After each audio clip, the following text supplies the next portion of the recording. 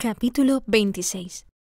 La señora Gardiner hizo a Elizabeth la advertencia susodicha puntual y amablemente, a la primera oportunidad que tuvo de hablar a solas con ella.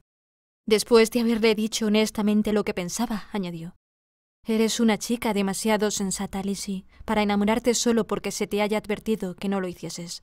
Y por eso me atrevo a hablarte abiertamente. En serio, ten cuidado. No te comprometas ni dejes que él se vea envuelto en un cariño que la falta de fortuna puede convertir en una imprudencia. Nada tengo que decir contra él, es un muchacho muy interesante. Y si tuviera la posición que debería tener, me parecería inmejorable. Pero tal y como están las cosas, no puedes cegarte. Tienes mucho sentido y todos esperamos que lo uses. Tu padre confía en tu firmeza y en tu buena conducta. No vayas a defraudarle». «Querida tía, esto es serio, de veras». «Sí, y ojalá que tú también te lo tomes en serio». «Bueno, no te alarmes. Me cuidaré de Wickham. Si lo puedo evitar, no se enamorará de mí». «Elizabeth, no estás hablando en serio». «Perdóname, lo intentaré otra vez. Por ahora no estoy enamorada de Wickham. Es verdad, no lo estoy. Pero es, sin comparación, el hombre más agradable que jamás he visto. Tanto que no me importaría que se sintiese atraído por mí. Sé que es una imprudencia. Ese abominable Darcy. La opinión que mi padre tiene de mí me honra y me daría muchísima pena perderla. Sin embargo, mi padre es partidario del señor Wickham. En fin, querida tía, sentiría mucho haceros sufrir a alguno de vosotros, pero cuando vemos a diario que los jóvenes, si están enamorados, suelen hacer caso omiso de la falta de fortuna a la hora de comprometerse, ¿cómo podría prometer yo ser más lista que tantas de mis congéneres si me viera tentada? ¿O cómo sabría que obraría con inteligencia si me resisto? Así es que lo único que puedo prometerte es que no me precipitaré. No me apresuraré en creer que soy la mujer de sus sueños. Cuando esté a su lado, no le demostraré que me gusta. O sea, que me portaré lo mejor que pueda. Tal vez lo conseguirías si procuras que no venga aquí tan a menudo. Por lo menos no deberías recordar a tu madre que lo invite». «Como hice el otro día», repuso Elizabeth con maliciosa sonrisa. «Es verdad, sería lo más oportuno, pero no vayas a imaginar que viene tan a menudo. Si le hemos invitado tanto esta semana es porque tú estabas aquí. Ya sabes la obsesión de mi madre de que sus visitas estén constantemente acompañadas. Pero de veras, te doy mi palabra de que trataré siempre de hacer lo que crea más sensato. Espero que ahora estarás más contenta». Su tía le aseguró que lo estaba. Elizabeth le agradeció sus amables advertencias y se fueron. Su conversación había constituido un admirable ejemplo de saber aconsejar sin causar resentimiento. Poco después de haberse ido los Gardiner y Jane, Collins regresó a Hertfordshire, pero como fue a casa de los Lucas, la señora Bennet no se incomodó por su llegada. La boda se aproximaba, y la señora Bennet se había resignado tanto que ya la daba por inevitable, e incluso repetía, eso sí, de mal talante, que deseaba que fuesen felices.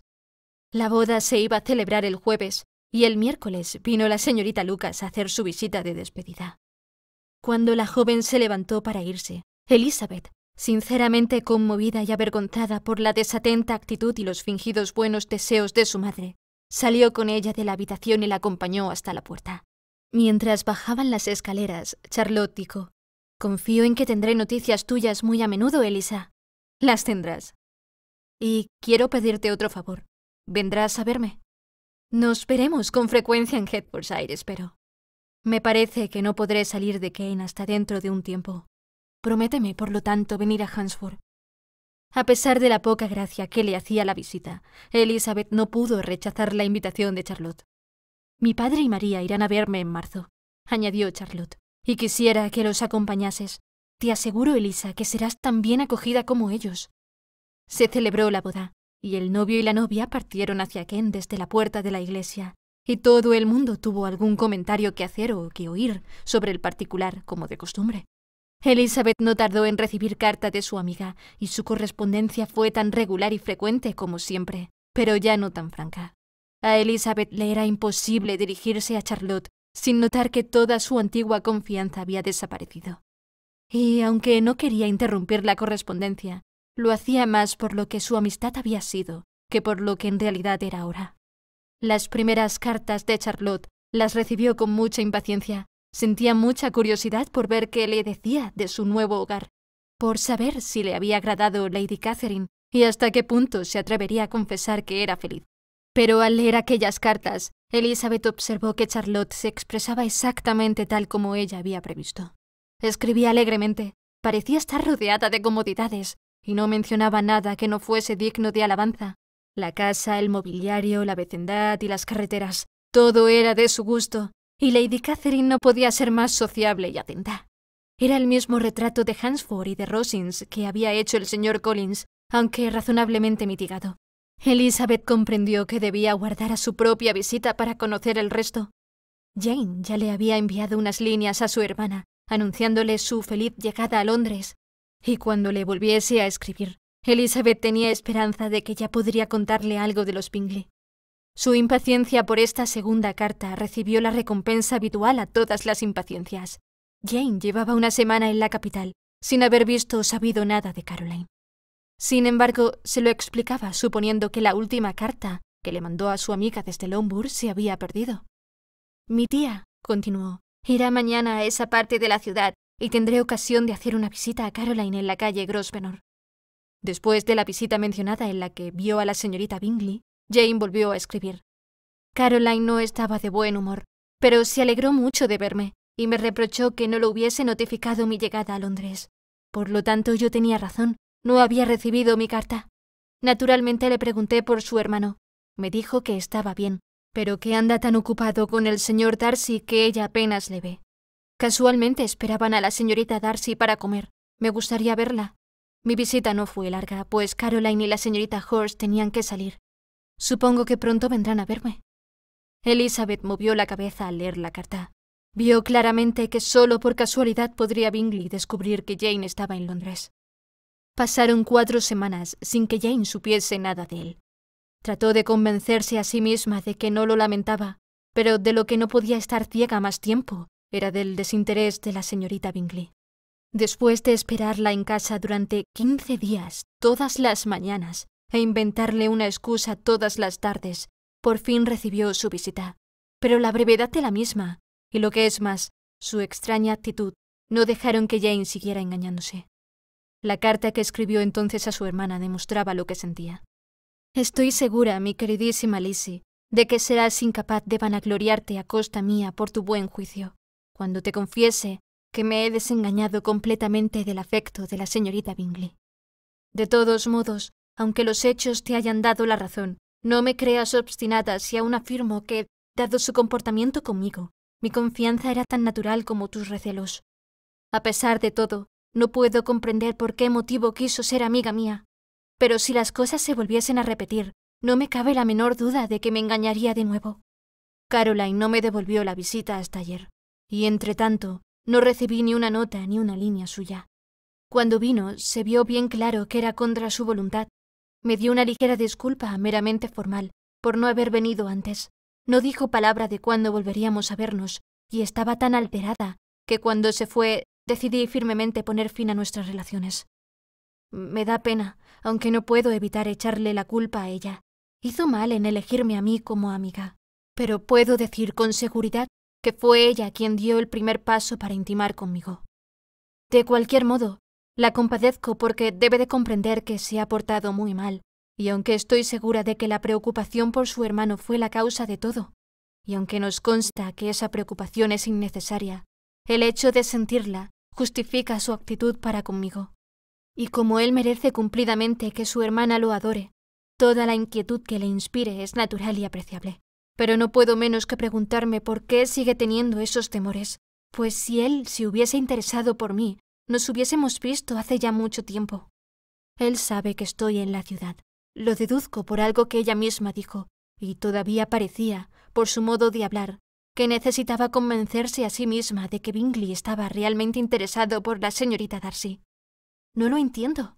Si no temiera juzgar con dureza, casi diría que en todo esto hay más vueltas de lo que parece. Pero procuraré ahuyentar todos estos penosos pensamientos y pensaré solo en lo que me hace ser feliz, tu cariño y la inalterable bondad de nuestros queridos tíos. Escríbeme pronto. La señorita Bingley habló de que nunca volverían a Netherfield y de que se desharían de la casa, pero no con mucha certeza. Vale más que no mencione estas cosas. Me alegro mucho de que hayas tenido tan buenas noticias de nuestros amigos de Hunsford.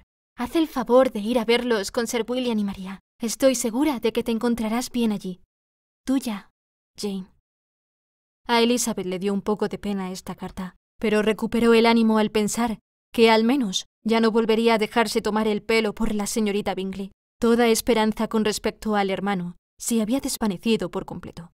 Ni siquiera deseaba que se reanudasen sus relaciones. Cada vez que pensaba en él, más le decepcionaba su carácter. Y como un castigo para él y en beneficio de Jane, Elizabeth deseaba que se casara con la hermana del señor Darcy cuanto antes, pues, por lo que Wickham decía, ella le haría arrepentirse con creces por lo que había despreciado. A todo esto, la señora Gardiner recordó a Elizabeth su promesa acerca de Wickham y quiso saber cómo andaban las cosas. Las noticias de Elizabeth eran más favorables para la tía que para ella misma. El aparente interés de Wickham había desaparecido, así como sus atenciones. Ahora era otra a la que admiraba. Elizabeth era lo bastante observadora como para darse cuenta de todo, pero lo veía y escribía de ello sin mayor pesar. No había hecho mucha mella en su corazón, y su vanidad quedaba satisfecha con creer que había sido su preferida si su fortuna se lo hubiese permitido. La repentina adquisición de 10.000 libras era el encanto más notable de la joven a la que ahora Wickham rendía su atención. Pero Elizabeth, menos perspicaz tal vez en este caso que en el de Charlotte, no le echó en cara su caso de independencia. Al contrario, le parecía lo más natural del mundo y como presumía que a él le costaba algún esfuerzo renunciar a ella, estaba dispuesta a considerar que era la medida más sabia y deseable para ambos, y podía desearle de corazón mucha felicidad. Le comunicó todo esto a la señora Gardiner, y después de relatarle todos los pormenores añadió: «Estoy convencida, querida tía, de que nunca he estado muy enamorada, pues si realmente hubiese sentido esa pasión pura y elevada del amor, detestaría hasta su nombre y le desearía los mayores males. Pero no solo sigo apreciándole a él, sino que no siento ninguna adversión por la señorita King. No la odio. No quiero creer que es una mala chica. Esto no puede ser amor. Mis precauciones han sido eficaces, y aunque mis amistades se preocuparían mucho más por mí si yo estuviese locamente enamorada de él, no puedo decir que lamente mi relativa insignificancia. La importancia se paga a veces demasiado cara. Kitty y Lydia se toman más a pecho que yo la traición de Wickham. Son jóvenes aún para ver la realidad del mundo y adquirir la humillante convicción de que los hombres guapos deben tener algo de qué vivir, al igual que los feos.